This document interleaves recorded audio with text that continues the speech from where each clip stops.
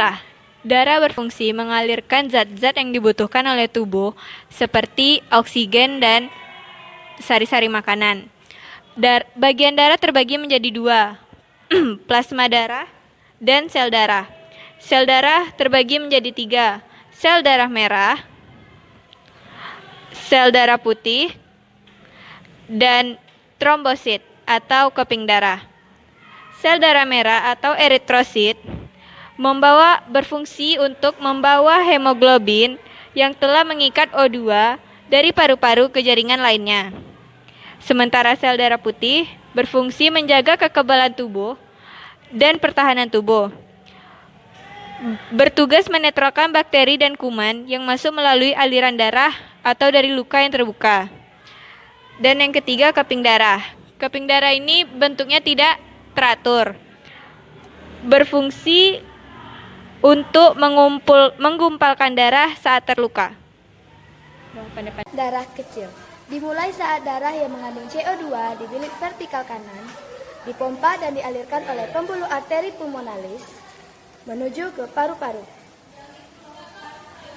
Di paru-paru terjadi difusi gas yang pada akhirnya mengubah kandungan CO2 di dalam darah sehingga menjadi O2 saat keluar dari paru-paru. Darah ini selanjutnya dialirkan oleh vena pulmonalis menuju ke serambi kiri.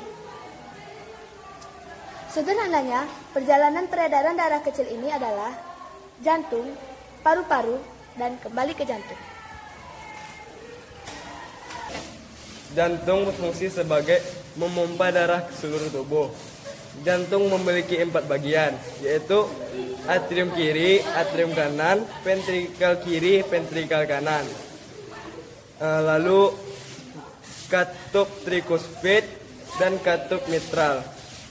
Selaput pada ventrikel kiri lebih tebal daripada ventrikel kanan. Kenapa? Karena ventrikel kiri berfungsi sebagai memompa darah ke seluruh tubuh.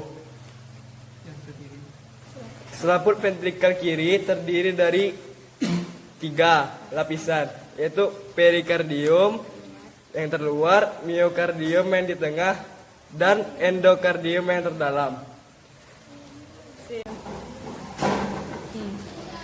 Pembuluh darah terbagi 2.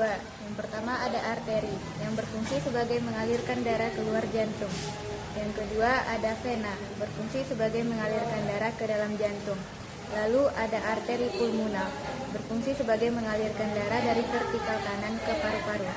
Lalu ada vena pulmonalis, mengalirkan darah ke atrium kiri.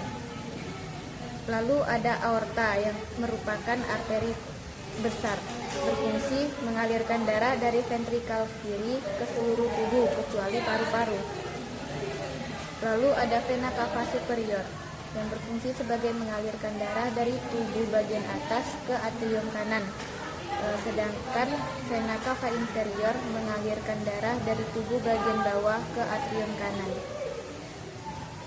Peredaran darah besar dimulai dari atrium kiri menuju ke ventrikel kiri dengan melalui katup bicuspidalis.